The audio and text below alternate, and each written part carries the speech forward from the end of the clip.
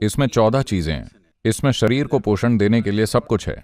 एक मुट्ठी भर रात भर भिगोई हुई ये बहुत ज्यादा ऊर्जा देने वाली चीज है। इसमें कैल्शियम, आयरन और कई सूक्ष्म पोषक तत्व उच्च मात्रा में होते हैं जो आपको सामान्यतः बाजार में उपलब्ध गेहूं और चावल में नहीं मिलेंगे। इसे संजीवनी कंजी कहते हैं। मैंने इसे खुद बनाया है। मूल नुस्खा, इसमें 14 चीजें हैं। इसमें शरीर को पोषण देने के लिए सब कुछ है। यह आपके पेट में खास तरह से बैठता है। यह एक धीमी गति से ऊर्जा मुक्त करने वाली प्रक्रिया है। यदि आप 6-7 घंटे तक चलने के लिए खाना खाते हैं तो आप एक निश्चित मात्रा में खाएंगे। उस मात्रा के कारण भोजन के बाद शरीर के लिए अगली चुनौती है नींद।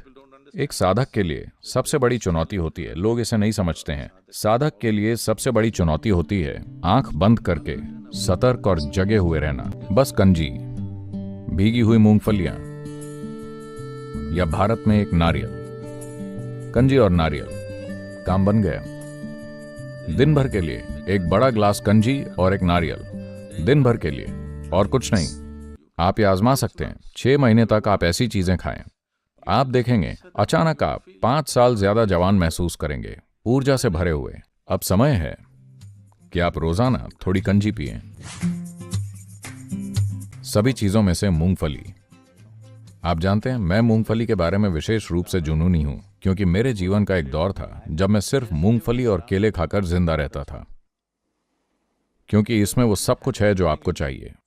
बस भिगोई हुई मूंगफलियां, एक मुट्ठी भर रात भर भिगोई हुई इतनी मूंगफलियां, एक केला, मेरा पूरा दिन निकल जाता था।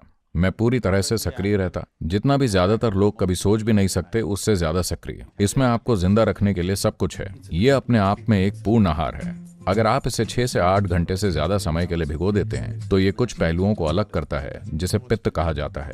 और इन भिगोई हुई मूंगफलियों को लेकर अच्छी तरह चबाकर खाएं। बस ये ध्यान रखें कि ये कोई आनुवांशिक रूप से बनाई गई बकवास चीज या कुछ और ना हो। जो भी हो, बस ये सुनिश्चित करें कि यह अधिक जैविक चीज हो। तिल में शरीर के लिए जा सकने वाली बहुत सी सकारात्मक चीजें होती हैं। ये बहुत ज्यादा ऊर्जा देने वाली चीज है। इसके अलावा तिल बहुत ज्यादा गर्मी पैदा करता है।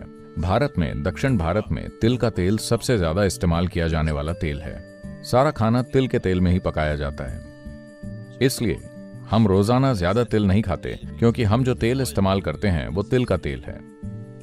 लेकिन सर्दियों में हम तिल का उपयोग करेंगे क्योंकि यह परंपरा का हिस्सा है कि सर्दियों में सभी को तिल खाना ही चाहिए, क्योंकि जब ठंड होती है तो यह गर्मी पैदा करता है। जब मैं कैलाश जाता हूं तो मैं ज्यादातर तिल वाला आहार लेता हूं। भुने हुए तिल मैं अपनी जेब में रखता हूं।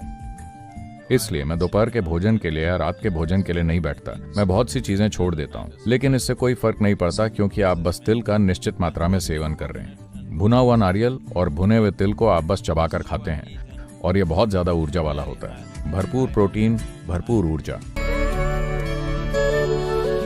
पोषण का मतलब सिर्फ सत्यापित तथ्यों से नहीं है। पोषण का मतलब है वो जो आपके जीवन को सहारा देता है। तो इस संदर्भ में मोटे अनाजों में मानव शरीर को कई तरीकों से पोषण देने की एक विशेष शक्ति होती है। सभी अनाजों की तुलना में मोटे अनाजों में प्रोटीन की मात्रा सबसे अधिक होती है। साथ ही इसमें कैल्शियम, आयरन और कई सूक्ष्म पोषक तत्व उच्च मात्रा में होते हैं जो आपको सामान्यतः बाजार में उपलब्ध गेहूं और चावल में नहीं मिलेंगे, जिसे आज बड़ी संख्या में लोग खा रहे हैं।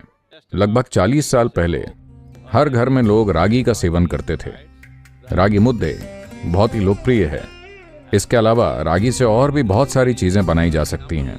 रागी अंबली बड़े होते बच्चों को हमेशा खिलाई जाती थी, और रागी डोसा, रागी रोटी, ये सब बहुत ही लोकप्रिय चीजें हैं। आप जो चीजें चावल के साथ बना सकते हैं वो रागी के साथ भी बना सकते हैं, लेकिन हम एक अनाज के जाल में फंस गए हैं।